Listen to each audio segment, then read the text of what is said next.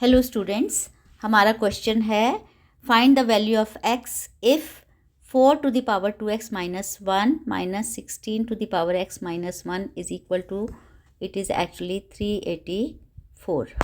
तो इसको सॉल्व करने के लिए पहले आपको ये जान लेना चाहिए कि इस तरह की इक्वेशंस को हम कहते हैं एक्सपोनेंशियल इक्वेशंस या घातांकीय समीकरण। तो इनको सॉल्व करने के लिए हमें लॉज ऑफ एक्सपोनेंट्स की ज़रूरत पड़ती है। तो जो लॉज ऑफ एक्सपोनेंट्स हैं उनसे आपका परिचय होना ज़रूरी है। मैं उम्मीद करती हूँ कि आपको लॉज ऑफ एक्सपोनेंट्स जो 7 बेसिक लॉज ऑफ एक्सपोनेंट्स हैं वो मालूम होंगे, लेकिन फिर भी जिन स्टूडेंट्स को नहीं मालूम मैं उनके लिए यहाँ पर ये लॉज दोबारा लिख रही हूँ। जो फर्स्ट लॉ है वो है a to the power m into a to the power n is equal to a to the power m plus n। ये हमारा फर्स्ट लॉ है। सेकेंड लॉ है a to the power m divided by a to the power n is equal to a to the power m minus n। Third law है यदि एक base के ऊपर दो पावर्स हैं, एक ब्रैकेट के अंदर और दूसरी ब्रैकेट के बाहर, तो हम इन दोनों पावर्स को मल्टीप्लाई करके लिखते हैं। तो अगर हमारे पास इक्वेशन की लेफ़्ट साइड है तो उसके बदले हम राइट साइड लिख सकते हैं, और राइट साइड है तो उसके बदले हम लेफ़्ट साइड लिख सकते हैं। तो चलिए क्वेश्चन को सॉल्व करना स्टार्ट करते हैं। इस इक्वेशन को लेते हैं तो देखिए 4 to the power 2x minus 1 minus 16 to the power x minus 1 is equal to 384 है। तो यहाँ पर आप देख रहे हैं 4 to the power 2x minus 1 यानी कि एक बेस 4 है और उसकी दो पावर्स आपस में सब्ट्रैक्ट हुई हैं। तो कौन से लॉ में आपको पावर सब्ट्रैक्ट हुई नज़र आई? सेकेंड लॉ में।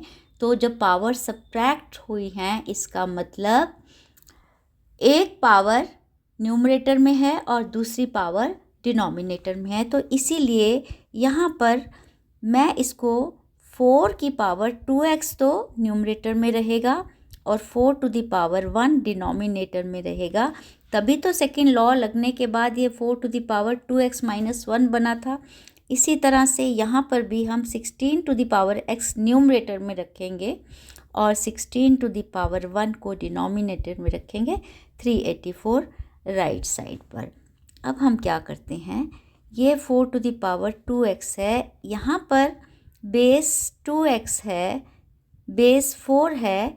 तो मेरी कोशिश होगी ये 16 को भी मैं 4 में बदल दूँ ताकि सेम फैक्टर हम कॉमन ले सकें। तो 16 के बदले मैं लिखती हूँ 4 टू द पावर 2 और जो बाहर x है उसको x रहने देती हूँ और डिनोमिनेटर 16 है, 384।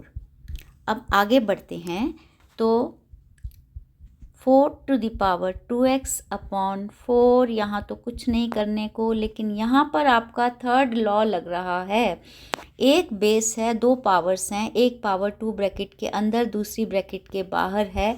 तो इस थर्ड लॉ के अकॉर्डिंगली ये दोनों आपस में मल्टीप्लाई होंगी तो ये बन जाएगा 4 टू द पावर 2x और डिनोमिनेटर में रहेगा 16 इज इक्वल टू 384। देखिए हम ना सिंप्लीफाई करने के तरीके ढूंढते हैं। तो अब 4 टू द पावर 2x दोनों में कॉमन है। तो देखो ये फर्स्ट फैक्टर को मैं ऐसे लिख सकती हूँ, 4 to the power first term को 4 to the power 2x into 1/4, और इसको लिख सकते हैं 4 to the power 2x into 1/16 is equal to 384 right. अब आगे हम क्या करेंगे, 4 to the power 2x common ले लेंगे और ब्रैकेट में रखेंगे 1/4 माइनस 1/16 और ये हो गया 384। अब जो ब्रैकेट के अंदर का पार्ट है उसको हमें सॉल्व करना है। तो 4 और 16 का एलसीएम आपको पता है 16 होता है, 16 divided by 4 is 4 minus 1 is equal to 384 और 4 to the power 2x into ये हो गया 3/16 is equal to 384। 4 to the power 2x is equal to 384 into 16/3, इसे हमने कैंसिल किया तो ये आ गया 3 1 3 2 ज़ा 6 128, यानी आ गया 128 इंटू 16। अब हमें क्या करना है कि कुछ ऐसा करना है कि लेफ़्ट साइड में भी पावर हो और राइट साइड में भी पावर हो, यानी लेफ़्ट साइड भी एक्सपोनेंशियल फॉर्म में लिखी हो, राइट भी लिखी हो, और दोनों साइड में बेस सेम हो। तो फिर आसान रहेगा कि हम बेस को जितना छोटा बना सकें उतना छोटा बनाएं, यानी 4 को क्या किसी और नंबर की पावर की फॉर्म में लिखा जा सकता है? यस, 4 हमारा 2 टू द पावर 2 है, और ब्रैकेट के बाहर रहेगा, देखो 4 को लिखा 2 टू द पावर 2 और ब्रैकेट के बाहर है 2x इज इक्वल टू, इसका भी बेस अगर हम 2 बनाएं 128 के, अगर आप प्राइम फैक्टर्स बनाने लगें, 2 से डिवाइड किया 64, फिर 2 से किया 32, 2 से किया 16, फिर 2 8 जार, देन 2 4 जार, देन 2 2 जार, देन 2 1 जार। तो ये जब आप सॉल्व करेंगे तो आपको मिलेगा कि जो 128 है वो होता है 2 टू द पावर 7। देखिए 1 2 3 4 5 6 7 बार आया ना 2, और 16 जो है वो 2 टू द पावर 4 होता है, ये तो आप पहले से जानते होंगे। तो 128 को हम लिखते हैं 2 टू द पावर 7 और 16 को लिखते हैं 2 टू द पावर 4। और फर्स्ट लॉ आपने देखा था, a to the power m into a to the power n होता है a to the power m plus n। तो फिर ये बेस सेम है तो पावर 7 प्लस 4 ऐड हो जाएगी, हमें मिलेगा।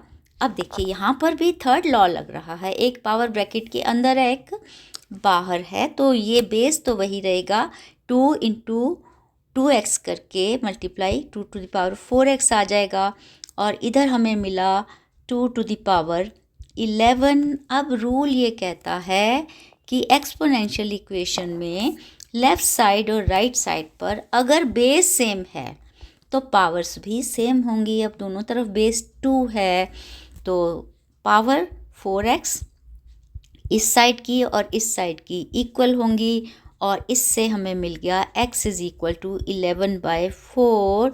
स्टूडेंट्स, ये हमारी इक्वेशन का सॉल्यूशन है। तो आपने देखा कि नंबर 1 आपको एक्सपोनेंट्स के सिर्फ ये 3 नहीं बाकी और 4 लॉस हैं, तो वो आपको मालूम होने चाहिए। उसके अलावा आपको जो बेस है उसे अक्सर प्राइम फैक्टर्स में ब्रेक करना पड़ता है, तो कुछ नंबर्स की प्राइम फैक्टराइजेशन आपको याद होनी चाहिए, जिसकी वजह से जैसे 128 यदि आपको याद होता कि 128 2 टू द पावर 7 होता है, तो ये जो सारा प्रोसेस है वो आपको नहीं करना पड़ेगा, आपका टाइम सेव होगा।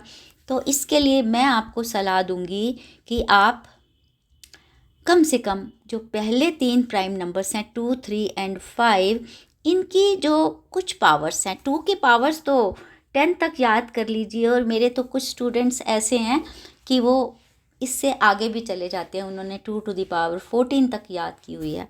लेकिन कम से कम हर बच्चे को 2 की पावर 10 तक याद रखनी चाहिए, 3 टू द पावर 6 तक और 5 टू द पावर 6 तक यदि आपको रटा होगा। तो फॉर एग्ज़ाम्पल ये नंबर है 15625, तो इसको देखते ही आप लिख पाएंगे अगर आपने रटा हुआ है कि this is equal to 5 to the power 6। जैसे आपको टेबल्स रटे होते हैं, आपकी कैलकुलेशंस फास्ट हो जाती है।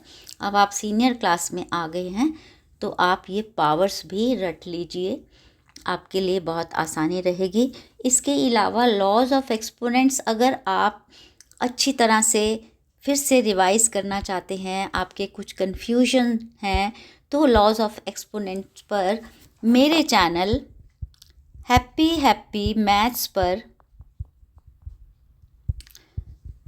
2 वीडियोस हैं एक्सपोनेंट्स पर, आप जाकर ये वीडियोस भी देख सकते हैं। तो एक्सपोनेंट्स की नॉलेज आपकी जितनी डीप होगी, आपके लिए एक्सपोनेंट से रिलेटेड कोई क्वेश्चंस या इक्वेशंस सॉल्व करनी बहुत ईजी हो जाएगी।